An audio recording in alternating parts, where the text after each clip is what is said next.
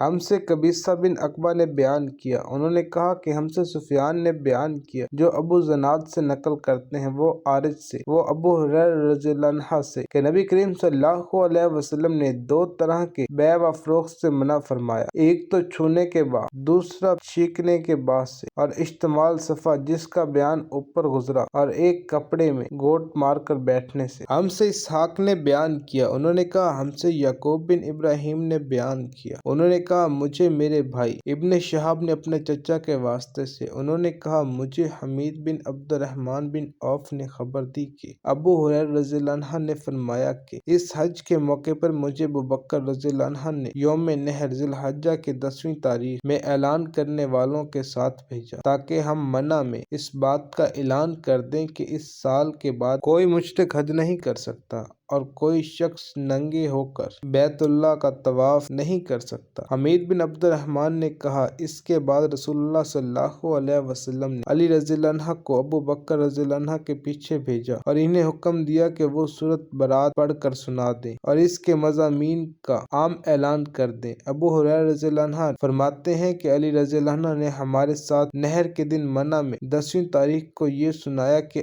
آج کے بعد کوئی مشرک نہ حج کر سکے گا اور نہ بیت اللہ کا طواف کوئی شخص ننگے ہو کر سکے گا۔